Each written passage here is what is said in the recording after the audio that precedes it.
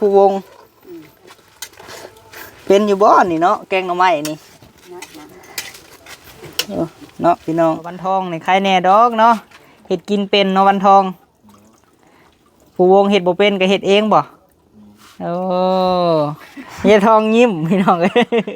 เป็นแล้วไม่ได้เคยกินจะแค่มีตะคอยเห็ดฮะว่ามีตะคอยยังได้เห็ดโดยเอ้าอย่าง บ่เคยเฮ็ดกินสอนแล้วเฮ้ยเว้าเฮ็ดบ่แซ่บแล้วบ่ให้เฮ็ดบ่ปลาทองหรือว่าจังได อย่าดอกเนาะวันทองมันเอากับวันทองว่ะบ่เฮ็ดก็ได้ว่ะอันนั้นสิเฮ็ดให้กินว่ะ จักอย่างเลย โอ้ยมากินแกงใบนี่ไม่เท่านี่แล้ว โอ้ โอ้ยโทรเพ่งมีที่โทร โดยเพิ่งเลยบ่ได้ไปหาแม่ตู้เนาะชิมมึงดูบ่พอหยังรสชาติ นูจางมือเค็ม เอาแม่ชิม อ้าวชิมก็บ่เป็นบาดนี้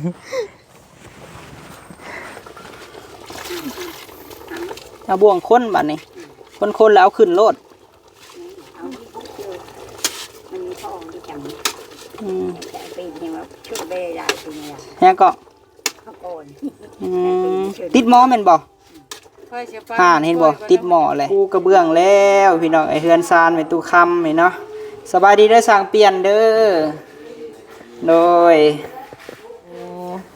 ยังบ่ได้ เพราะว่าเฮาก็มองบ่ทันได้ทำความสะอาดเด้บัดนี้ โดย เฮายังสิลงยาแนว สีนี่เห็นแล้วก็บ่เบื่อพี่น้องเอ้ย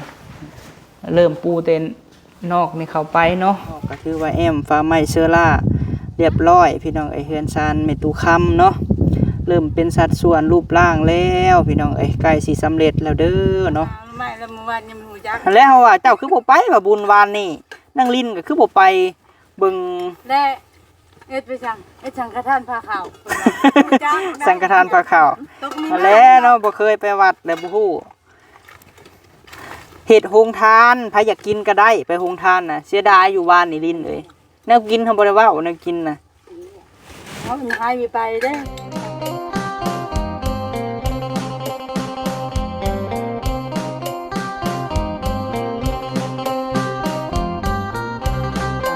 พี่น้องเอ้ยปลาโทเนาะพร้อมหน้าพร้อมตาแท้อันนี้เนาะกับทักทายสบายดีสุขุสุคนเด้อพี่น้องเด้อเนาะพบพ่อกับเบาพามีสบายดีเอา โดย ไม่ได้ไปก็จะไปดีเลย โดย นั่นเลยลิน โทสบายดีเด้อน้องเคยน้องขายโดยสบายดีน้องล่ะ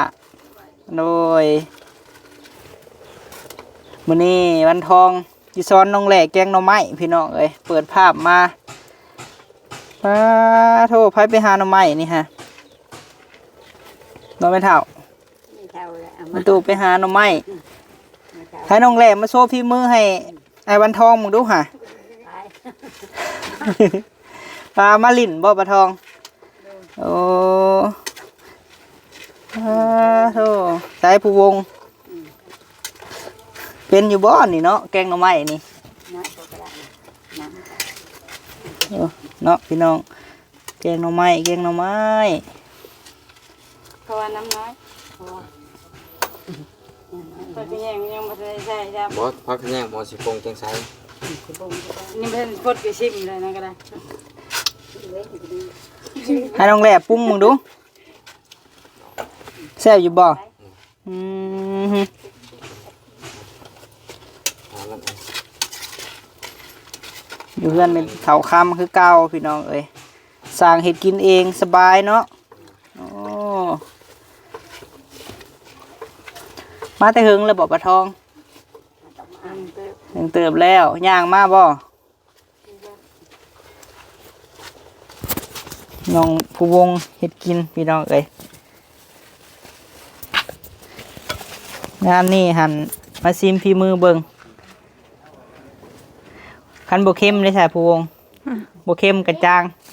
ฮะ โบเข้มกระนัวบ่ เน็บเขาในเลย เราได้ก็ได้นี่พักขะแยงใส่อยู่บ่ เด้ เน็บเขาขยิง เฮ้อ ฮ้อน คือหมอพาหมออัดไว้ก่อน เต็มหมอเลย แกงหน่อไม้ดองเนาะ หน่อไม้ดองมันนี่นะ หน่อไม้ดองเบิ่งสีก็หู้แล้วหน่อไม้ดอง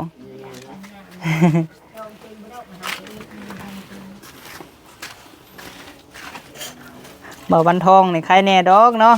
เฮ็ดกินเป็นเนาะวันทองผู้วงเฮ็ดบ่เป็นก็เฮ็ดเองบ่โอ้เฮ็ดทองยิ้มพี่น้องเอ้ย เป็นแล้วไม่ได้เคยกินจะแค่มีตะคอยเห็ด ฮะ เพราะมีตะคอยยังได้เห็ด โดย เห็ดจะเคย เอ้ายัง บ่เคยเฮ็ดกินสอนแล้วเฮ้ยเว้าเฮ็ดบ่แซ่บแล้วบ่ให้เฮ็ดบ่ปลาทองเลยว่าจังได อย่าดอกเนาะวันทองมันเอากับวันทองว่ะบ่เฮ็ดก็ได้ว่ะอันนั้นสิเฮ็ดให้กินว่ะ จักอีหยังลิ้น ลินแกงหน่อไม้เป็นอยู่บ่ลินเป็นอยู่เอ จะเป็น อ เมื่อเล่นจะ ห่าน เขาเปียกกับ น้องแลนี่ยอมให้น้องลินแล้วแสดงว่า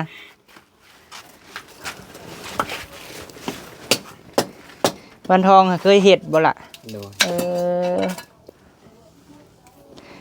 เคยอยู่กับพ่อกับแม่กับย่าแล้วเพิ่นสอนบ่น้องหรือว่าจังได แม่น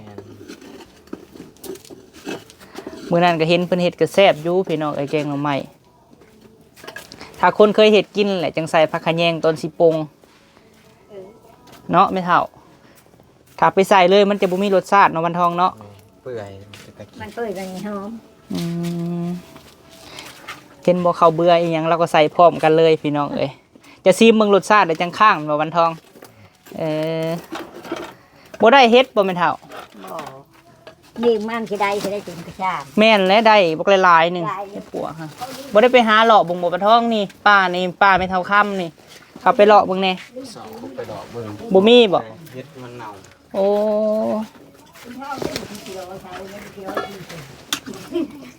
เข้าไปขุดบ่ได้ไว้มีตั้งแต่ห้อยขุดอยู่นะ แหละดีใจบ่ได้ผู้บ่าวเฮ็ดกินให้กินใช่ตาได้ต้มไก่คือมื้อนั้นเนาะ เบิดโต ต้มไก่เบิดโต ใครแต่ยังเอาคนออกอยู่ หูบ่ปลาทอง ลูกเจ้าน่ะตำบักหุ่งที่ใส่ขะนอผู้ใด ตำบักหุ่งใส่ขะนอ โอ้ยลิ้นเลย อย่าดอกเนาะอันผู้บ่าวกับผู้สาวเฮ็ดบ่เป็นก็เฮ็ดให้กินเนาะแหละเนาะ โดย โดยดีเลยหายากได้ผู้บ่าวแบบซี่ฮะน้องลิน14 ปีบ่น้องลินเออ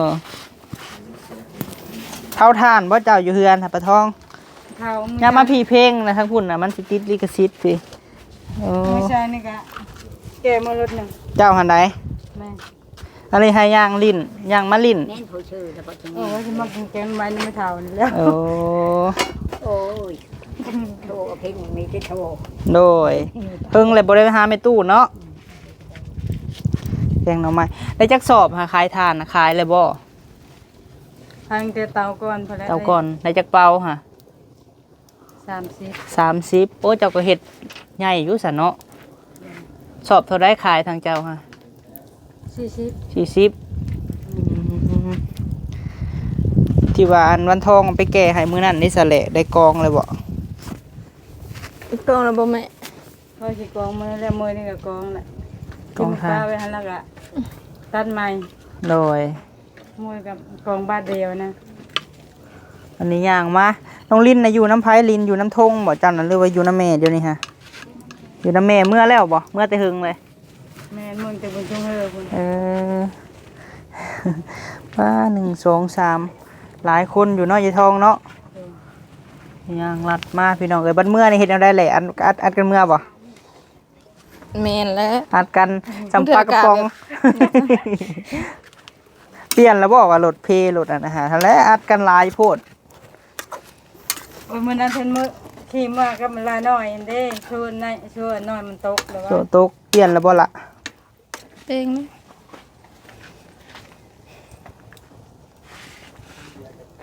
ชิมมึงดูบ่พอหยังรสชาติ นูจางมือเค็ม เอาแม่ชิม อ้าวชิมก็บ่เป็นบาดนี้ สิแล้วยังบ่เป็นสาวเลยลองมึงดูฝีมืออันลูกเคย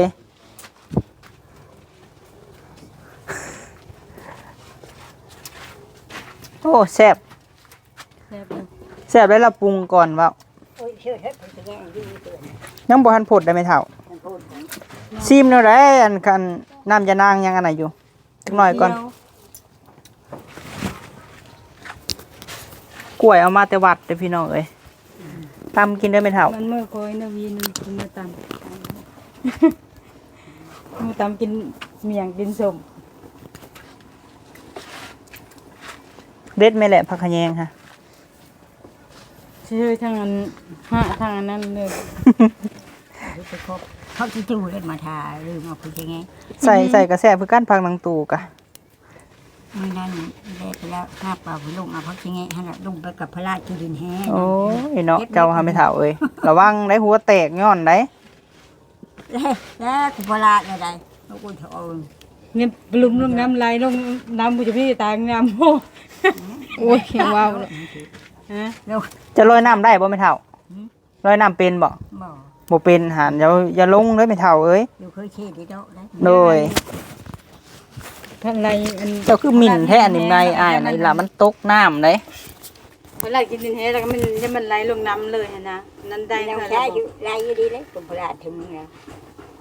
คุดแล้วยังไรอยู่ได้ที่ดินแห้ ล่างอี เจ้าก ว่าแหละ พูดจะเป็นพัก เบิ่งอีห ยั ยัง ง บ่ไร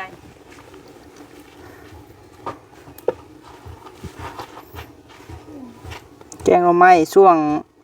บ่ายๆเนาะกินข้าวบ่ายพอดีแล้วหลายคนนี่ถ้ากินมาเลยดอกทางนี้ก็ได้ เอาไปล้างอีกตัวในมือเจ้าค่ะล้างอีกล้างอีกน้ำหนึ่งเด็ดเอาแต่ตัวอ่อนอุ้ยผักคะใส่เนาะ นี่ลูกค้าใช่ใช่ ยำนี่ก็ใช่นี่ก็พอแล้วยำแรงใช่ปะคะยังถือ ฝนว่าสัตว์เดี๋ยวนี้น่ะ ไว้อันนี้มีอันนี้อยู่เด้ มีปลาขะแยงอยู่งานแรงเลยมีปลาขะแยงใช่แล้วเอาลูกค้าใช่ โดย ดูใส่ทางผักกะแยงใส่ทางผักกะ มันบ่มีใช่มันก็ตายนะ ใส่มะเขือดิบเนาะมันก็แซ่บอยู่แกงหน่อไม้ใส่มะเขือดิบเอาแกงที่ท่าเบิ่ง มันยัง มันยามแล้วก่อนเอามาตาแห้งไว้ ผักขะแยงบ่ แม่ เจ้าหน่อยนี่ยามมันดอกนี่หาเก็บไว้เอาไว้ขาย ย่างอยู่อันเก็บไปแล้วดีเดินคิดโซ มามัดอ่ะเอาปลาเอาเอง โดย ย่างอยู่ เอามาใส่รถแหลมมันผุดแล้วนี่นี่ จุดอ่าน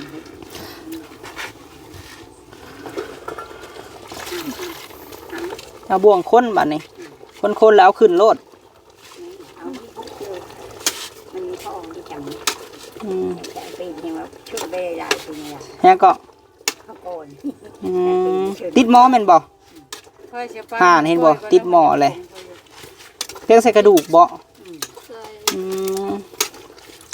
เอาพี่น้องเอ้ยน้องผู้วงเฮียนแกงหน่อไม้โอ้ป้าไม่เท่าเฮ็ดเลยไม่เท่าว่าบ่ได้ใจข่อยแล้วว่าข่อยเฮ็ดเลยแล้วว่าเอาคนรถบัดนี้ ใส่เบิดเลยบ่สุดท้ายนี่แหละเอาขึ้นรถบัดนี้ล่ะ คนกันได้ยกลงเม็ดต้องลงไม่ได้ โดยไปซะไป ได้มันได้แต่ป้าผมได้ ไปป่าพุ่นบ่กินอยู่ป่าพุ่นบ่ ก็ได้มากินนี่กิน อื ปลาม เอาพี่น้องเอ้ยเนาะเดี๋ยวเข้าเบิ่งสร้างก่อนโอ้ปูกระเบื้องแล้วพี่น้องไอ้เฮือนซานไว้ตู้ค่ำนี่เนาะสบายดีเด้อสร้างเปลี่ยนเด้อโดยเอาพี่น้องเอ้ยเนาะเฮือนไว้ตู้ค่ำเริ่มปูกะโลแล้วพี่น้องเอ้ยปูด้านหน้าเนาะเข้ามาอัปเดตเวียกงานเฮาสีกระเบื้องงามอยู่ได้พี่น้องเอ้ยเนาะเป็นสีไม้บ่าวพามีเลือกกับแม่บิ้งพี่น้องเอ้ยเข้าไปได้บ่นี่โอ้แหน่นคักพี่น้องเอ้ยสร้างเพิ่นเฮ็ดแทบจะบ่เห็นร่องเลยเนาะงาม มันนี่ไล่ติดกะโลได้บัดนี้เนาะบันทองฟาโซล่าเฮาสั่งมา15แผ่นเนาะพอดีบ่หรือว่าแนวใดพอดีไม่ใช่ซีเลเกอร์นะบันทองเอามาเบิ่งดูที่ว่าเฮาสั่งมามื้อนั้นเพราะว่าไปจ่ายแล้วค่าเครื่องที่ว่าสั่งมามื้อนั้น700,000ก็บอกแม่แล้วหั่นน่ะแล้วก็ปูนเขียวน้ำแม่นบ่ แม่ปูนเขียว10สอบ ปูน10สอบโดย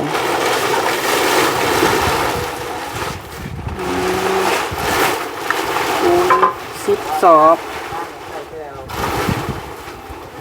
ประมาณ4สอบ ใส่ไปแล้ว4 6บ่8บ่โอ้เพราะว่าตัวเก่ายังอยู่เนาะปูนแดงหายังลายแล้วบ่สั่งมาเนาะเพราะว่ายัง18สอบโดยอันนี้4แล้วก็มียังอีกที่ว่าเฮาสั่งมามื้อนั้นน่ะแลกเกอร์แล้วก็ทินเนอร์บ่เอามาเบิ่งดูฮะโดยเพราะว่ามื้อนั้นน่ะบ่ได้ถ่ายให้แม่เพิ่นเบิ่งพี่น้องเอ้ยเพราะเขามีสั่งมาเลยจ่ายน้ำหลังพอดี700,000เนาะไอ้เปลี่ยนแล้วก็มื้อเช้านี่พี่น้องเอ้ยให้ซื้อน้ำมัน200,000น้ำมันจากถือว่ากุ้มอยู่เนาะกุ้มหึงอยู่ไดบ่ได้ค่อยอันน่ะบ่ มีแต่ย่ำเฮาเฮ็ดเวียกก็ได้มันพอตัดมันจังเปิด โดยแมนใส่บันทองตัวนี้ 3.5 ลิตรเนาะตัวนี้ฮะอันนี้นั่นมื้อใดเฮาสิทานี่อ้าย เป็นปูกะโลเลย ปูกะโลแล้วทาขอบมันนี่เนาะ ว่าสิท่านั่นก่อน ทาสีก่อน ท่าบานใหม่ก่อน โอ้ สิได้ท่ากันนั้น โดยยันมันอันกันแม่นบ่ แม่น สีนี่ถ้าว่ามันบ่แห้งแล้วเฮาทาสีแล้วมันสิลอกอันนี้มันหึงเติบแล้วเนาะมันหึงแล้วมันแห้งคักแล้วแมันบ่ แห้งคักแล้วมันออกสีขาว โดย มันแห้งคัก ว่าแล้วพี่น้องเอ้ยเพิ่นใส่ฟ้าไหม้เสื้อราก็ยังแต่ ไม่แต่ครั้ง โดย เบื้องนั้น แล้วก็ปูกะโลเนาะไอ้เนาะ แม่น โอ้ก็ว่าประมาณจักมื้อนี่คันว่าเฉพาะแต่ปูกะโล ก็ว่า2มื้อ 2 มื้อเนาะ แม่น เฉพาะว่าเฮาปูกะโลเฮาบ่ได้เฮ็ดอย่างอื่นเนาะ แม่นคันว่าบ่ได้เฮ็ดอย่างอื่น2มื้อ ไอ้สร้างก็2คนพี่น้องเอ้ยเพิ่นก็เฮ็ดคักอยู่ได้นี่เนาะอันนี้น่ะเสร็จออกได้อันบ่บัดเลยฮะ ได้ โอ้อันยังบ่ได้ เพราะว่าเฮาก็มองบ่ทันได้ ยาแว ทำความสะอาดเด้บัดนี้ โดย เฮายังสิลงยาแนว สีนี่เห็นแล้วก็บ่เบื่อพี่น้องเอ้ยเริ่มปูเต็นนอกนี่เข้าไปเนาะ โดย เพราะว่าอันทางนอกนี่ภาคนอกกับภาคในนี่คนละอันนั้นกันแม่นบ่ มันเป็นเช้าลายเดียวกันเบิด บ่อันคือความหมายตัวทางนอกนี่มันสิต่ำกว่า ต่ำกว่า โอ้ พรสิติดผักตัวนี้นี่ โดย ผักตัวนี้ขึ้น แม่นแต่ใส่นาอยู่เนาะ แม่น ก็ยังแต่ปูกะโลแล้วก็ทาสี ทาสี เข้าบ้าน เข้าบ้านกันแล้ว โดย ทาเสร็จจิต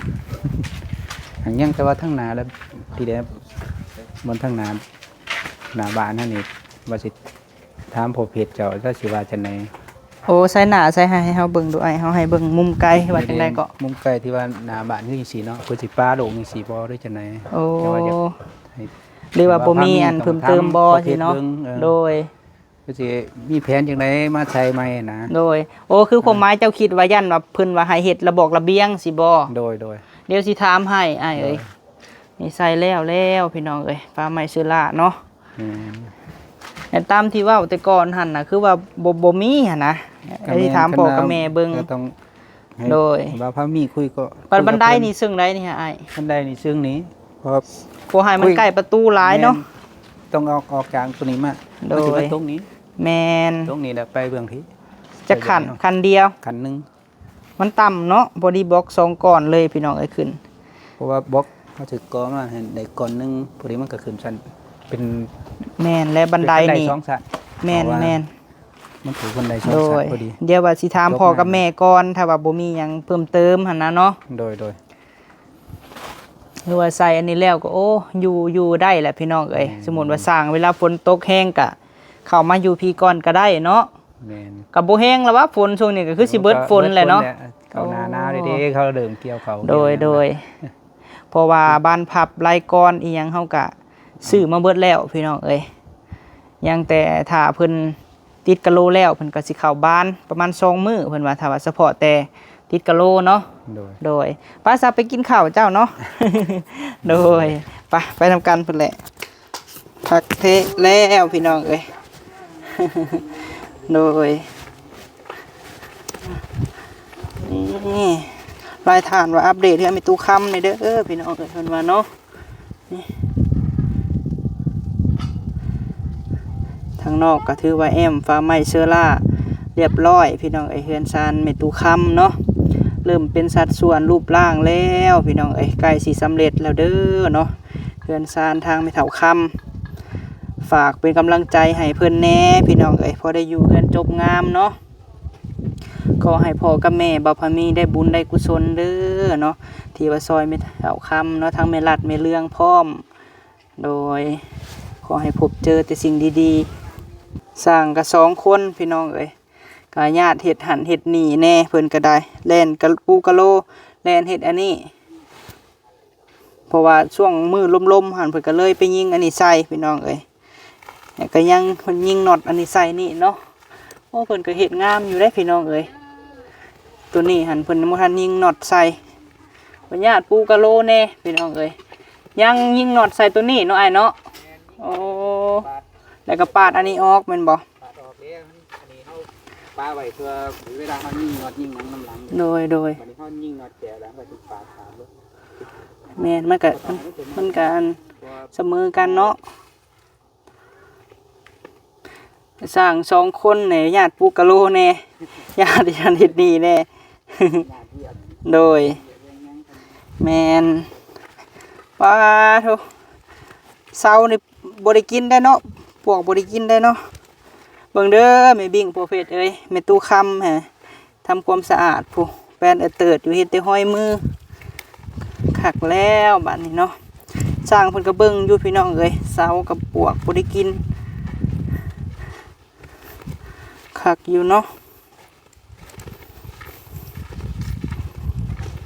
พวกไม้แดงครับปวกบ่กินดอกพี่น้องเอ้ยปลูกไว้เรียบร้อยแล้วเนาะ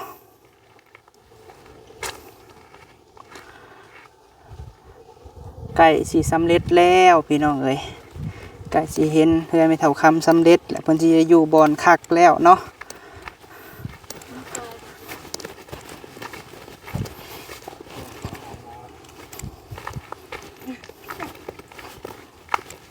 มากินข้าวปลาบ่มื้อนี้ฮะ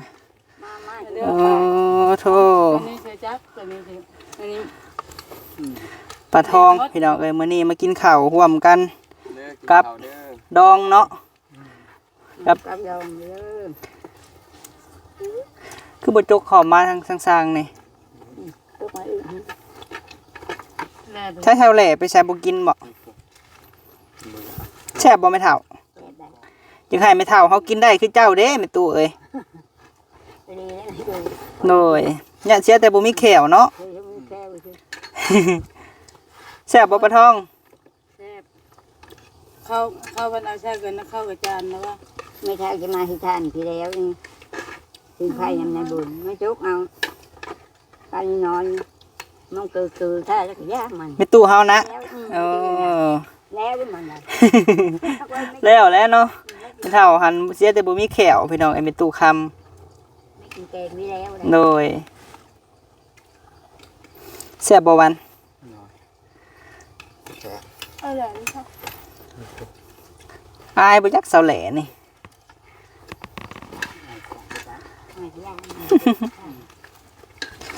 เอาวันทองแกงหน่อไม้อืมแกงหน่อไม้ดองพามื้อนั้นน่ะสะทองเอ้ยปลาอันใกล้เฮือนปลาบนน่ะไม่เท่า เบิ่งอ่ะ ปลานางหานั่นกระตาเป้บักใจมือเฮ็ดโรงทานมื้อนั้นน่ะกระสอบหนึง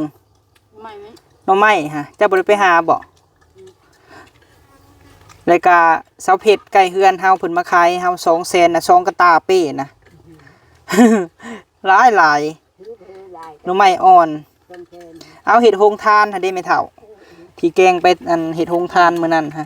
ได้แล้วไหมน่ะ เสาเอ็นนาไปหาก็ได้เนาะ เมื่อวานนี่ไปหาแล้วยังบ่รู้จักอันนี้นั่นเบิ่งเมื่อวานนี่หั่นเลย ฮะ ไปหาไม่แล้วเมื่อวานยังไม่รู้จัก แล้วเฮาว่าเจ้าคือบ่ไปว่าบุญวานนี่นั่งลิ้นก็คือบ่ไปเบิ่ง ได้เอ็ดไปสั่งเอ็ดสังฆทานผ้าขาว สังฆทานพระขาว ตกนี้ มาแล้วเนาะบ่เคยไปวัดแล้วบ่ฮู้เฮ็ดโรงทานไผอยากกินก็ได้ไปโรงทานน่ะเสียดายอยู่วานนี่ลิ้นเอ้ยแนวกินเฮาบ่ได้เว้าแนวกินน่ะ เขาหายมีไปได้สังฆทานผ้าขาวอยู่เลย โยเฮาบอกอยู่เนาะบอกนางแหล่อยู่เฮ็ดโรงทานคือแบบว่าเฮ็ดไปแจกคณะสะทอง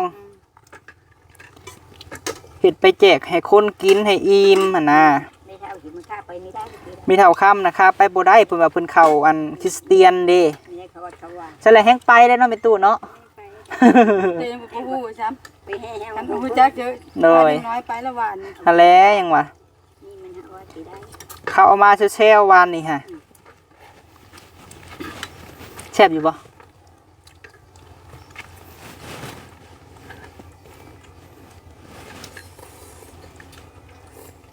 คุณอันนี้เสียบครับ ไผโอ้ มือหนาแม่มึงไปหาเด้อมาแล้วก็แกงอยู่พี่ก็ยินอยู่ป้าพี่หาหลาย มื้อหน้าไปหาเด้อสิแกงให้กิน เมื่อวานนี้สามแม่น้องเพิ่นได้คู่หนึ่ง หน่อไม้หยัง แล้วมาจังไฟนี่แหละ เอ ๆ อ ไม่เท่ามึงซื้อพ่อแกงละหาในเค็มหื้อเงินเขาแค่จูนเขา พอแกงนั้นแกงจนกินแล้วพอแห้งเอาช้อนเข่าฮะ จังเท่า ไม่ ไปหาแล้วบ่แม่เฒ่าไปหาแม่เฒ่าแล้วบ่ประมาณน่ะ ไปอยู่ เพิ่นเมื่อแล้วบ่แม่เฒ่านะ เจ้ามันจะคำมามืออื่นบอก เป็นเราเป็นมือมือ โดย เป็นมือมือเนี่ยตอนนี้มือ มือแรงไปเอามืออีก เนื้อมือไม่กินก้อยนั้นอาบ้านนี่ คือเขาหมายในคันเมื่อบัดนี้แหละสิเมื่อนํกันเบิดเลยบ่ มือตรงกลางไม่เลยยืมรถที่เราเก็บข้าวแล้วมาข้าวนั้นยังเจ็ดหือ เจ็ดให้ แล้วก็บอกให้อยู่มาบ้านใช่ปะ เจ้าคือบ่เมื่อเก็บข้าวใส่เขาเอาข้าวมากิน ให้ดินกับพ่อมือด้วย เมื่ออะไรล่ะเอ้ย มือไม่เท่า เป็นอยู่บ่เกี่ยวข้าวให้เพิ่นเฮียนให้สอนเอาเด็กน้อยซุมนี้บ่กินไข่เนาะเฮากินเรื่อยแล้วพอ เบื่อใครแล้ว เมื่อกับเกี่ยวใช้ลุงไปแล้วลุงกันยังไม่ทันแล้ว ที่จะลุงเล็กไปหาเกี่ยวนั่นมันนั่น ถ้าเกี่ยวรับจ้างจะบ่ได้ไปบ่เกี่ยวข้าวรับจ้างแถวนี้สะทอง เขาฉันโทรมาเขาอันแม่บุกกระป๋อมนั่นก็โทรมา เอารับจ้างเอาข้าวหั่นลูกหลายคนพอได้ข้าวมากินเนาะแม่ตู้เนาะโดยมื้อนี้พร้อมหน้าพร้อมตาเด้อพี่น้องเอ้ยเราว่ามากินข้าวกับดองนี่แซ่บได้ยายทองว่ะแซ่บกับคันจ้ำแจ่วจ้ำแจ่วนี่ครับบ่แซ่บเลยเนาะ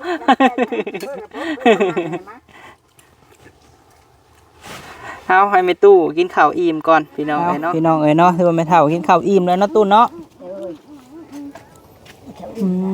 เจ็บหลังปวดแอวว่าแม่เฒ่าเลย ไม่ใช่หาจุดกินเยอะเพิ่มที่ตรงนี้ละ โอ้เดี๋ยวเอาไม้ใส่แม่ตู้ก่อนพี่น้องเอ้ย ก็คือผิว โดย ไม่ยุบมันนั้นช่างมันเกิด โอ้เผาแล้วบ่ทานฮะแม่เฒ่า ย่างท่าไม้ ถ้าไม้แก้เมื่อแล้วบ่ที่ตัดมื้อนั้นฮะ แก้มาแล้วย่างเท่าเฮอีตาคูนมาชงเฮชงรถนั่นแหละ โอ้ไว้ลิสันเนาะแม่เฒ่าเนาะ ก็มาชงมื้อนี้ก็ โดย นี่หน้าเป็นชิของ ยันนากองอยู่เฮือน เป็นชิของอยู่เฮือน โดยถือว่ามาดินใหม่คือเก่านะตัวเนาะ โดย เฮามามื้อนี้มีข่าวดีได้ไหมเฒ่าเอ้ย โดย โดยมีทางมีหักเฮาเด้อ โดย เพิ่นบ่ประสงค์ออกสื่อออกนามเพิ่นอยู่ทางต่างประเทศพุ่นแหละแม่เอ้ย โดย เพิ่นได้ฝากเงินเพิ่นว่า โดย ให้แบ่งให้แม่ตู้ค้ำหน่อยเด้อบ่าวพามีเพิ่นว่าจัก500,000เด้อแม่เฒ่าเด้อ โดย เฮาสิมอบให้เจ้า โดยดีใจบ่ได้เงิน500,000เลย โอ้ดีใจ ขายทานนี่ก็ ใครท่านี่ก็ไม่ได้ชำนี้ละ ขายทานก็บ่ได้ซำนี้บ่แม่เฒ่า ไม่ได้ชำนี้ โอ้ แล้ว เก็บไปรักษาดีๆ เจ้าบ่ได้เคยเห็นเงินเหี่ยบ่ บ่ บ่รักษาไว้ดีบ่แม่เฒ่า รักษาไว้ดี มีธงเสืออยู่บ่เจ้าค่ะ ก็มีนะ รักษาดีๆเด้อมันเสียได้เด้อ มีเขแล้ว บ่เสียดอก มีธงน้อยบ่ในเสือเจ้าค่ะแม่เฒ่า ก็มีนะ โอ้ มีถุงน้อยเลยถุงอันถึงถุงไปเลยเพื่อกิน โดยเอาถือว่าเป็นเมหักของเฮาเด้อแม่ตู้เด้อ เด้อ ให้เจ้าอวยพรอวยชัยให้เพิ่นราบลื่นเนาะเฮ็ดอันใดก็ขอให้ขึ้นให้เกินเมหักเฮาก็ได้อะฝากขอบคุญขอบคุณในเพิ่นแน่ ขอบคุณบายเลยนะ อันผู้ใหญ่ใจดีเนาะ ว่าผู้ใหญ่ใจดี โดย ก็ขอบคุณไม่เท่าช้อยไม่เท่าเนาะ5แชนกะอยู่ดีมีแห้งเด้อจังคิดไม่ได้ใครยังมีหาสิ่งใดก็คือได้สิ่งนั้นเด้อต่างประเทศก็ดี โดยขอให้เพิ่นอยู่ดีมีแห้งเนาะแม่เฒ่าเนาะ ขอเป็นอยู่ดีมีแห้งเจ็บก็ได้ใครยังมีเรื่องสุขภาพเพ่งแข็งหาสิ่งใดคือได้สิ่งนั้นคือร่ำคือรวยคือเด้อมันยืน โด เด้ ย อ สา บ่มีกัน ธุ เด้อ แม่ตู้ก็คือกันเด้อแม่เฒ่าเด้อ เด้อ อยู่ดีมีแห้ง เด้อ ได้อยู่เฮือนใหม่เฮือนงามอยู่ดีมีแห้งแล้วกินข้าวก็แซ่บเนาะ เด้อ นอนก็หลับ โดยเอาเสื้อว่าเฮือนกับไม่เท่าเอ้ยมื้ออื่นเพิ่นก็สิเริ่มปูกะโล เด้อ ประมาณ2มื้อก็คือสิแล้วเพิ่นว่า เด้อ โดยจังได้เฮาก็ดีใจนำเด้อไม่เท่าเด้อ เด้อ เงิน500,000ก็คือสิใช้จ่ายเฮิงเติบอยู่ดอกพี่น้องเอ้ยเราก็เฮ็ดทานไปนำ ไปน โดยเอาไม่เท่าเอ้ยสิปิดคลิปเลยเด้อซันเด้อ โดยโอเค พี่น้องเอ้ยเนาะคลิปนี้ก็ได้มอบเงินให้แม่ตู้คำเรียบร้อยแล้วพี่น้องเอ้ยเป็นเงินของแม่หักบ่าวพามีเนาะเพิ่นบ่ประสงค์ออกสื่อออกนามขอให้ได้บุญได้กุศลเด้อแม่เด้อขอให้เจ้าพบพ่อแต่สิ่งดีๆเข้ามาเนาะเฮ็ดธุรกิจการงานค้าขายอันใดก็ขอให้แม่ร่ำแม่รวย ขอให้เป็นหุ่มโพหุ่มไซให้ลูกให้หลานตลอดปีตลอดไปเนาะที่ลืมบ่ได้กับแม่บิ้งกับพ่อเพชรพี่น้องเอ้ยอยู่รัฐมินนิโซตาพุ่นแหละเนาะโดยขอให้บุญคำนำสู่พ่อกับแม่เด้อเนาะเอาพี่น้องเอ้ยสร้างกะญาติปูกะโลเน่ญาติอันมาเสร็จอันนี้เน่เนาะนี่ก็ยังอันนี้ยังสิตัดอันนี้ออกเลยกะยิงน็อตใส่พี่น้องเอ้ยไปพบพ่อคลิปหน้าพี่น้องสำหรับมื้อนี้สบายดี